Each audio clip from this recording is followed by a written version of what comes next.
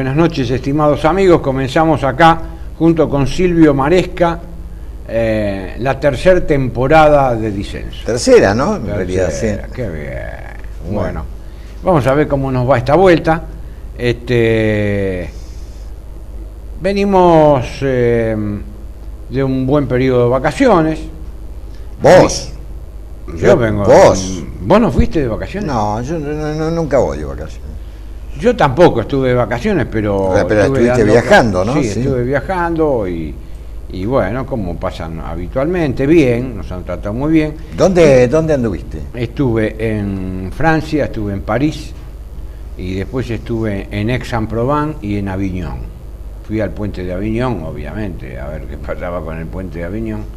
Y después estuve en Barcelona, en la Universidad de Barcelona y en el CEU de Madrid y la Universidad a distancia de Madrid, que es una universidad que creo que tiene bastante prestigiosa. Ajá. Donde enseñaba Quintín Racionero.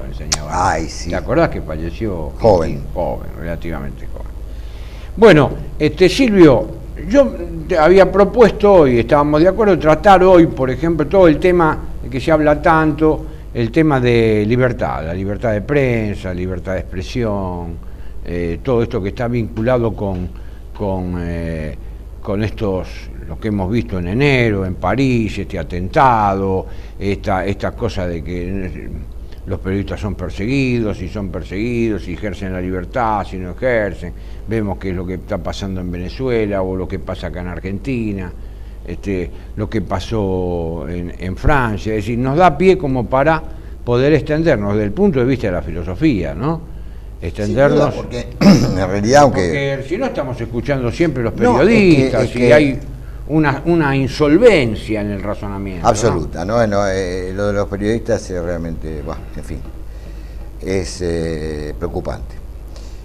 La falta de formación, ¿no? Sí. Porque el tema de la libertad de expresión es un tema de raíz profundamente filosófico-política, digamos. Lo que vos llamás, tiene que ver con lo que vos llamás metapolítica, directamente. Exacto. ¿No? Porque no es que cayó del cielo como un regalo de los dioses, sino que tuvo que ver, sí, con luchas concretas que se dieron en la modernidad temprana en Europa y con la filosofía política que se desarrolló al calor de esas luchas, digamos, ¿no?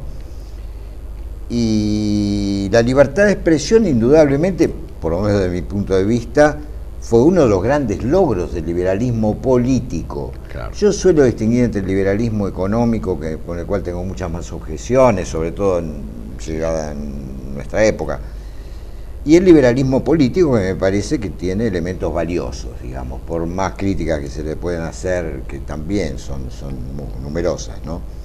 Pero justamente a propósito de lo que pasó en París, vos estabas ahí. Estaba ahí, sí, estaba ahí. A propósito de eso, publiqué mi última nota en Perfil, Los crímenes de París, la llamé, donde ponía, bueno, claro, enseguida eso quedó tapado por la cuestión esa de fiscal Nisman, que nos daría después para un ratito, porque estoy como muy arre de todo ese tema, después te voy a decir por qué.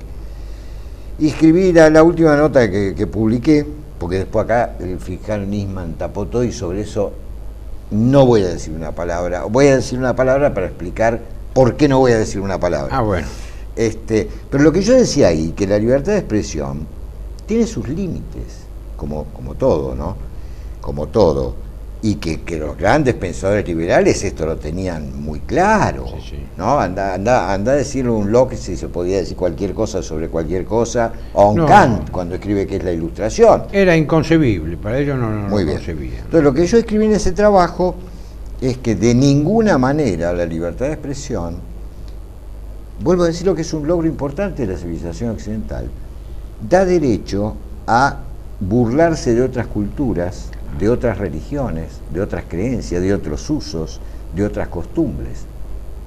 Porque, guste o no, sigue habiendo múltiples culturas, como hemos hablado muchas veces acá, y me parece que merecen un respeto extraordinario, tan extraordinario que vos fijate, Hannah Arendt, cuando plantea la cuestión de la solución final del Holocausto, lo que más lamenta es la posibilidad con el Holocausto, no de la desaparición de millones de personas, sino de toda una cultura, ¿no? Como si fuera más criminal eliminar una cultura que eliminar, en fin, una cosa va ligada con la otra, pero porque la cultura es soportada y sustentada por personas.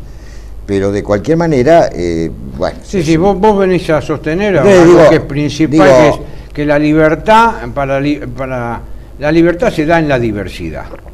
No puede haber una libertad, no hay una libertad absoluta. No, y sobre todo no hay una libertad como para burlarse, además, ¿en nombre de qué? En nombre del capricho subjetivo, en nombre de la arbitrariedad. Bueno, pero estamos en todos los niveles, me parece, en la civilización occidental actual, en la pérdida de los límites. Y la pérdida de los límites, y acá te recuerdo y podés explayarte sobre eso si tenés ganas, es la pérdida, sobre tu querido Aristóteles, es la pérdida de la forma. Exacto. Sin límites no hay forma. Y estamos cayendo en la informidad, que es monstruosa, ¿eh? Porque la informidad es la monstruosidad. También Aristóteles habla en algún lugar de la monstruosidad, ¿no? Claro, porque lo monstruoso es lo que no tiene forma, ¿no es cierto? Es monstruoso.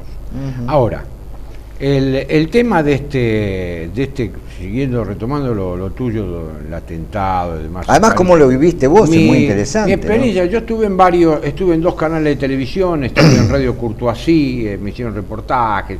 Siempre me interesa mucho el tema del peronismo, el tema del Papa, el tema de la situación en Argentina. Después de Nisman me preguntaban por Nisman, digo, mire, es un problema, si yo le tengo que hablar seriamente, es un problema extranjero.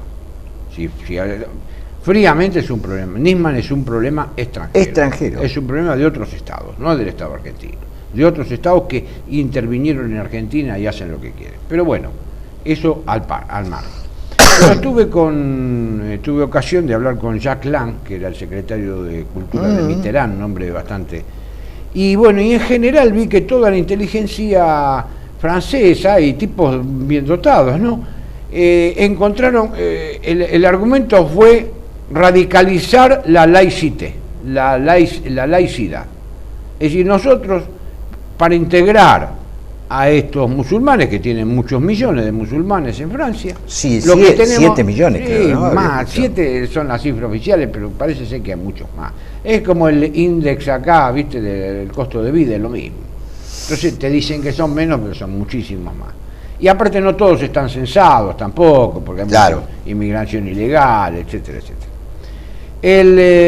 Ahora le están echando la culpa a Italia, que parece ser que Italia no controla y que entran por el puerto de Brindisi y entran como por un tubo en Francia. Claro. No sé cómo, siempre se echan culpa. Pero el tema fundamental que planteaban ellos, que con el cual estoy en disidencia, era que para incorporar a los musulmanes, que estos musulmanes que hicieron el atentado, que después los mataron y demás, habían sido presentados unos meses antes por Hollande como un ejemplo de integración, de hijos de musulmanes integrados en escuela, pero no se integraron nada, porque terminaron con ese múltiple asesinato. Y la tesis de ellos es que no está radicalizado el tema de lo laico. Lo laico tiene que insistir. Entonces yo le digo, pero mire, pero usted está mal por la laicidad, llevada al extremo como la han llevado, no porque le falta más laicidad, porque ¿qué ofrece la laicidad? Entendida como neutralidad, yo también estoy de acuerdo. Lo laico como neutralidad, nosotros somos laicos. Cuando enseñamos filosofía, ¿nosotros qué hacemos? ¿Profesión de fe religiosa o enseñamos neutralmente? Enseñamos neutralmente filosofía. Yo no me voy a inclinar por una religión, no me voy a inclinar por otra. Enseño lo que tengo que enseñar, lo más neutral y lo más objetivo posible. Bueno, si entendemos por laicidad la neutralidad, no tengo. Pero el tema es que la idea de laicidad en realidad tiene su raíz profunda, es una idea anticristiana, va en contra por lo menos de la Revolución Francesa. Tiene que ver con la disolución del cristianismo. Entonces, ¿no? ¿Qué le ofrece esta sociedad al mundo musulmán francés, específicamente? Una sociedad de consumo, una sociedad de matrimonio gay, una sociedad abortista, una sociedad consumista, una sociedad sin ideales. Es decir, le está ofreciendo el producto más bastardo de la modernidad. y no le ofrece al mundo musulmán, que está todavía emplazado, por así decir, en un periodo medieval, porque no ha tenido ilustración el mundo musulmán. Mirá, yo estoy hablando, no ha tenido, y entonces ¿qué le ofrece? Le ofrece una nada de idea, le ofrece un vacío. Estos muchachos que para ellos Alá es el grande, Alá es lo superior, Alá es todo, se encuentran en una sociedad que no le ofrece ningún valor y que no le ofrece ningún ideal. Es decir, las dos ideas fuerzas que respeta el mundo musulmán, que es el valor personal y el héroe. Por eso se suicidan. El valor y el héroe. Acá no tenemos ninguna figura. Si Max Scheler diría, ni el genio, ni el santo, ni el héroe. Porque no tenemos figuras, ¿no? Occidente, y sobre todo el Occidente desarrollado, como en el caso de Francia, no le ofrece al mundo, a los musulmanes inmigrantes o hijos de inmigrantes que están en Francia, no le ofrece ideales. Entonces, que no los tiene, ¿no? Sí, tiene los ideales, pero los ideales ¿cuáles son? Los ideales de la laicidad, como le digo a Charla, pero profesor, usted es un hombre inteligente, pero no se da cuenta que usted por la laicidad predicada llegaron a este desmanejo de la cosa pública, porque tiene una sociedad dividida, cosa que nosotros, bueno, ahí pues entraríamos a discutir si estamos divididos o no. Yo creo que la integración argentina sigue siendo todavía un milagro en el mundo, ¿no? A mí me han preguntado, bueno. Sí, bueno, en comparación con ese tipo de fenómenos, sí, vos incluso fuera de las cámaras me decías que a veces algún francés pasa al lado de un musulmán y lo insulta por la calle. Sí. Digamos, una cosa que acá jamás podríamos ver. La gente puede decir el bolita, el peruano, pero no lo va a insultar por la calle, digo, no. Sí. Ahora, igual el problema es realmente complejo, porque uno diría, o sea, el Estado francés también tiene derecho a imponer sus normas, ¿no? Sobre toda esta población que emigra a Francia. Digo, tampoco... el Estado tiene derecho a poner eso, pero las normas tampoco puede haber un Estado dentro del Estado. Claro, digamos, pero las normas que imponen son una nada de valor. Y ese es el otro problema. Entonces, no tendrán que ir a una sexta república francesa. Ese es el otro problema. Pero eso no se hace por decreto, ¿no? Porque la decadencia de la civilización occidental es monstruosa, ¿no? La decadencia del hombre occidental, porque me parece que tiene que ver con esto, en parte al menos, con esto que yo te decía, de la monstruosidad, de la informidad, de la pérdida de la forma. De la forma, digamos, ¿no? Claro. Porque el hombre occidental actual es como que se adapta a cualquier contenido indiferentemente y transita de uno a otro indiferentemente. Y al final es todo o nada. Claro. Pero bueno, nos están pidiendo que hagamos un pequeño corte se pasó ya. Y continuamos luego. Bueno.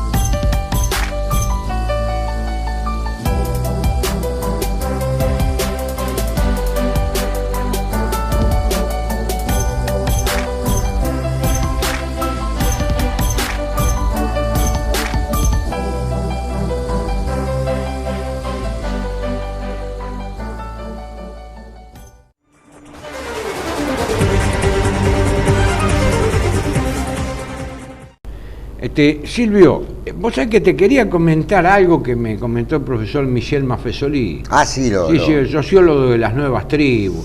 Entonces me cuenta, después del atentado, en esta conmoción que había, pero me dice, fíjese, profesor, qué diferencia Francia con Argentina.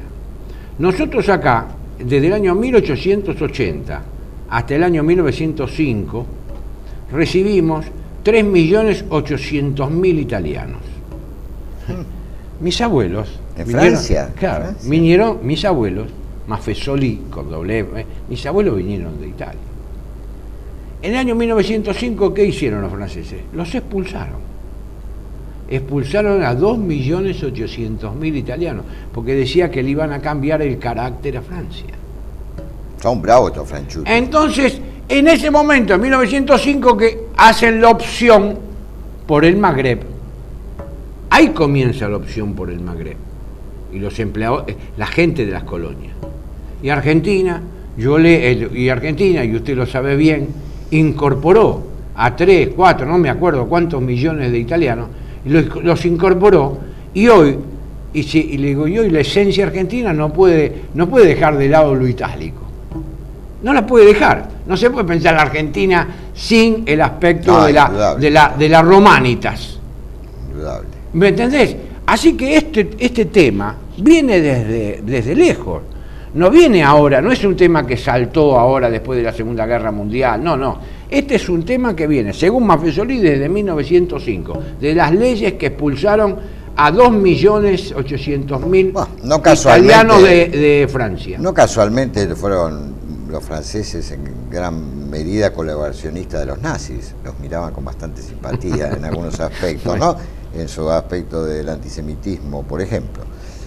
La resistencia esa famosa apareció bastante tarde, digamos, ¿no? Pero vos sabés, viste que al principio yo te decía que bueno, había escrito esta cuestión sobre los límites de la libertad de expresión, que yo creo que cualquier liberal bien nacido estaría de acuerdo conmigo, sí, ¿no? Que la libertad de expresión no da de ninguna manera derecho a burlarse de las creencias profundas de otras personas o de otras culturas, de sus usos, de sus costumbres. Yo sé que el relativismo cultural es un problema, ¿no? Pero creo que ninguna civilización tiene derecho a imponer sus valores sobre las demás. Y menos aún, como cuando vos señalabas bien, estamos ante una situación civilizatoria, digo la llamada civilización occidental, muy problemática, digamos. Claro. Ya lo decía hace muchos años Castoriadis, dice, ¿qué le llevamos? Dice, nosotros está bien, dice, nosotros tenemos grandes valores, la democracia, el liberalismo, pero ¿qué le llevamos a los otros pueblos? Dice, la Coca-Cola y McDonald's. Claro. No le llevamos esos grandes valores. Pero te decía, cuando hablamos de esto, que, bueno, inmediatamente apareció la muerte de Nisman. Yo mucho no la viví porque... Claro, no estabas acá. Sí, no, salió la noticia, pero no. Pero inmediatamente después, y hasta hoy, apareció le dio de comer a los periodistas. Esto no periodistas y charlatanes del espectáculo, porque a Viviana Canosa opina sobre estas cosas, o para nombrarla a ella, ¿no? Pobre, qué sé yo. Pero digo, real, no hay ninguno que se abstenga, no hay ninguno que se abstenga. Entonces conjeturas y contraconjeturas y la exmujer y si tenía un amante. Lo que yo dije en algunas radios que me llamaron, que nunca se va a saber nada. Y cuando haya alguna versión, si es que llega a verla, una versión oficial, yo no la voy a creer. Pero lo que sí creo es otra cosa, que esto muestra claramente, como muchos otros episodios, la misma actuación de la embajada de Israel y de la AMIA, que la democracia es una enorme mentira. ¿En qué sentido? En el sentido de que se habla de la democratización de la información a través del desarrollo de los medios tecnológicos, hoy por hoy, como una profundización de la democracia occidental.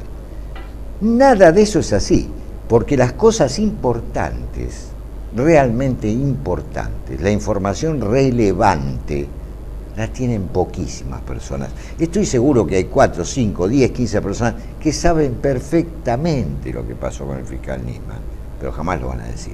Claro. Entonces yo decía en una radio, ¿qué diferencia tiene esto con el antiguo Egipto, donde solo el faraón y la casta sacerdotal más cercana conocían lo que estaba tenían el saber? Sí. Tenían el saber. Hoy el saber en gran medida es la información. Hoy el saber es la información, en gran medida, ¿no? Porque yo estoy de acuerdo. Entonces, ¿de qué democracia estamos hablando?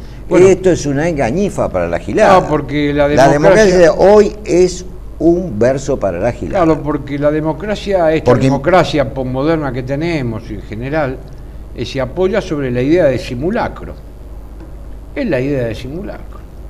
Esta es la idea de simulacro que está latente en todo. Es decir, hacer como si nosotros investigamos la verdad, hacer como si nosotros decimos la verdad, pero en realidad es todo un gran simulacro, porque es imposible que por ejemplo, vos fijate, en la embajada de Israel salió el presidente de la Corte, la presidenta dijo, bueno, y eso no se ha resuelto todavía, el presidente de la Corte dice, es cosa juzgada, y ahora acaba de ir la embajadora de Israel a hablar con el secretario administrativo de la Corte Suprema para decir, bueno, mire, ahora es un problema argentino el ataque a la embajada, y que lo tiene que solucionar la Argentina.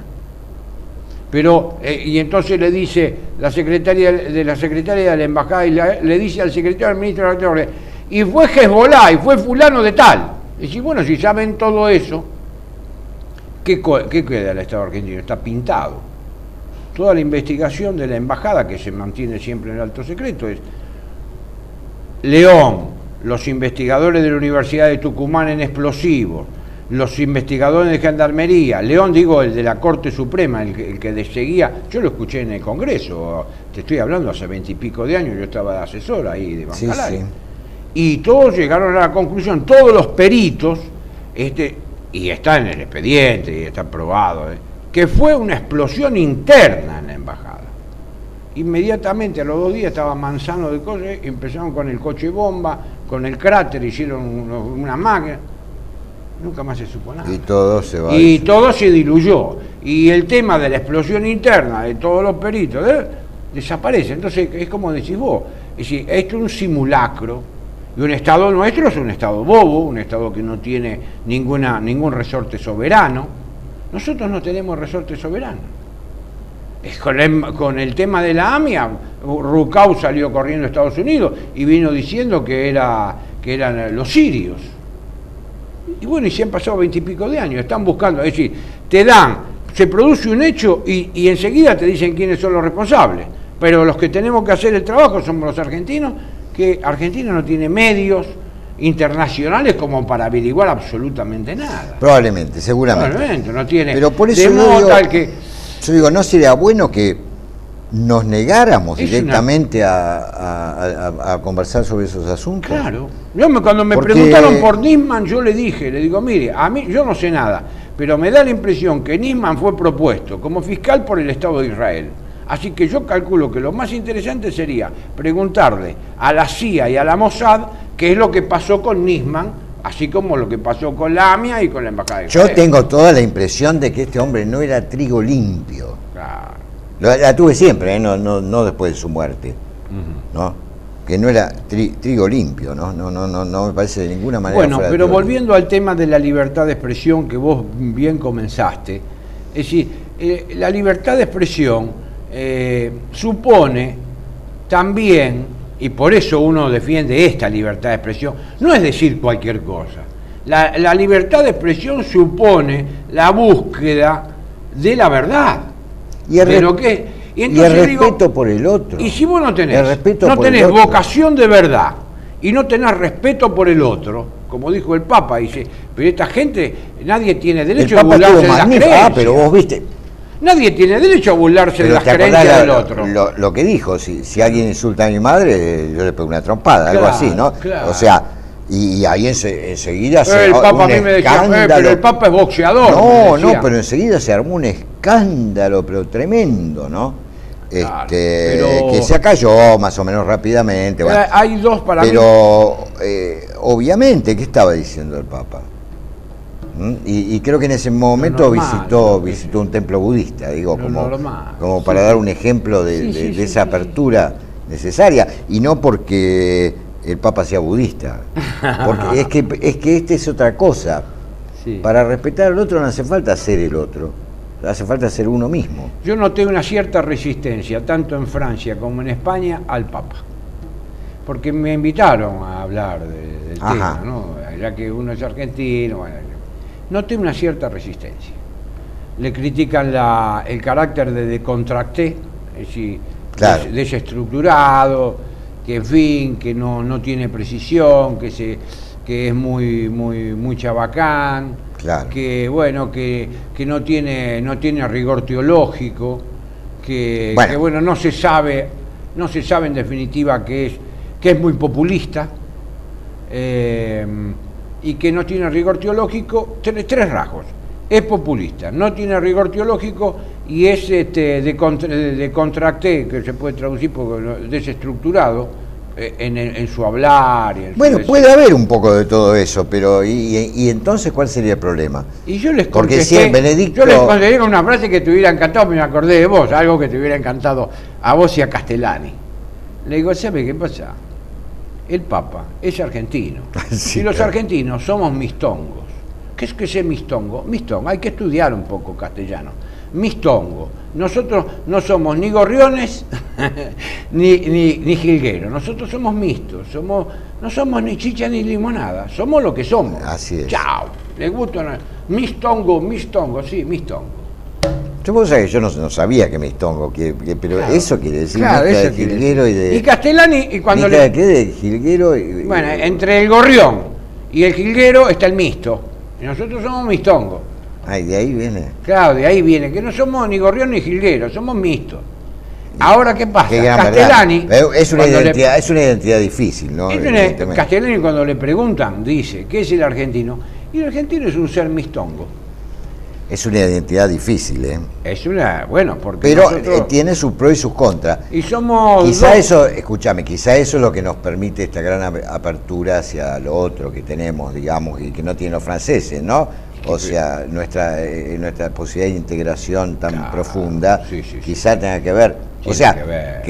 hay una cuestión de feedback, ¿no? Es producto de ese carácter mistongo de la gran inmigración La tan gran diversa, inmigración, pero a su vez todo nos lo hace- americano que a su vez nos tenemos. hace muy abiertos, ¿no? Claro, vos fijate muy cuando- aceptativos. Y cuando vos escribís, Silvio, mirá, mira tu libro.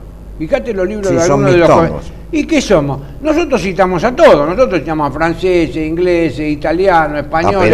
A Perón. Citamos a todos. Somos mistongos. ¿Por qué? Porque es nuestra apertura. Nosotros nosotros sí que somos libres. Nosotros no estamos contracturados. Exacto, sí. La verdad es que es una... Nosotros somos sería libres. interesante. Hay algunos profesores de filosofía que son muy acartonados. Bueno, es un problema de ellos. Los pobres tipos están viviendo de la teta del Estado y no pueden hacer otra cosa. Pero realmente cuando hay algún argentino que piensa un poco, siempre es descontracturado, siempre tiene algún matiz, algo de interesante, algo de fuera de lo común. Esto se ve. Y esto viene de ese carácter mixto. Ahora, evidentemente, yo creo que estamos llegando ya hacia el final del programa de hoy, de nuestro primer programa de esta Bueno. temporada. Me parece que no solo en esto de la expresión, en todo, hasta en la forma de comer, yo diría, es fundamental que la civilización occidental vuelva a encontrar ciertos límites. Claro, ¿no? Porque es recuperar la forma. Exacto. Y sin Aristóteles, forma, cuando forma dice no. ¿qué es definición? Definición es poner límite. Definir es poner límite. Orismos. Si no pongo límite, bueno, chao, no puedo entender la cosa. Es lo ilimitado. Y por eso El apeiron. Exacto, por eso esa Desmesura, adversión que claro. tenían los griegos por lo apeiron, ¿no? Claro. Sí. Le resultaba algo adverso. Sí. Pero yo, antes de que finalice el programa de hoy, nuestro primer programa de este año, quería quizás recordar que vamos a continuar algunas de las propuestas del año pasado, Claro. en el sentido de invitar, tener invitados en el programa, y muy particularmente jóvenes investigadores que estén trabajando temas específicos, Sí. que pueden ser interesantes para todo el mundo, y que por lo general quedan en archivos en el CONICET o en alguna otra institución, Claro, entonces y no salen de ahí, digamos. Bueno, vamos ¿no? a sacarlos. Salvo algunos que tienen la fortuna de poder publicar algún librito, Sí. que nadie lee, pero Vamos a intentar sacarlos del CONICET para que vengan al calor de la mesa de edición. sí, CONICET y otras instituciones, Y ¿no? otros, sí. Y bueno, esperemos que este primer programa Haya dejado algo, como es el carácter de Mistongo, es una cosa que puede pensarse. No está mal pensar en la filosofía cuando se produce, uno tiene aspectos sustanciales de una cosmovisión, aspectos de otra y convergen en uno mismo, a veces dos cosmovisiones que aisladamente están separadas, sin embargo en nosotros convergen cosas del mundo clásico, convergen cosas del mundo arcaico, convergen cosas de América, convergen cantidad de valores que por ahí aisladamente parecen antitéticos, bueno, convergen en esto que somos nosotros. Y vos sabés que siempre me acuerdo cuando hablamos de esto, porque es como una característica también de lo que se llamaba el tercer mundo, ¿no? Siempre me acuerdo, lo leí hace muchísimos años, que Michel Aflaq, que el fundador del partido Baath en Siria, digamos, bueno, hoy Siria es un polvorín, pero digo, no, durante muchos años fue un ejemplo de crecimiento alternativo, ¿no? En una zona ajena a Centro Europa. Se formó, en los años 50, formó la ideología del partido conjugando Marx y Nietzsche, cosa que en Europa en ese momento, porque ahora no están así, en ese momento era pero imposible, ¿no? Porque Marx era el patrimonio de los rusos, de los aliados, en definitiva, en gran medida, y Nietzsche el nazismo, eran dos cosas pero inconciliables. 1950, Michel Aflaq, fundador del partido Baath, forma el pensamiento de ese partido en base a Nietzsche y a Marx. Cuando yo lo leí eso en un librito, un libro serio, ¿no? de historia, que me quedé asombrado, muy asombrado, y enseguida lo vinculé con el peronismo, ¿no? Porque el peronismo también es una cosa así. Por eso tan difícil. Y ¿sabés qué? Tenemos que hacer un programa sobre la cuestión esta del llamado populismo, porque nos están trampeando. Porque en realidad lo que impera no es el populismo, es el progresismo, por lo menos en nuestro país y creo que en gran parte de América Latina. Y nos están trampeando, porque como son progres, los que tienen voz,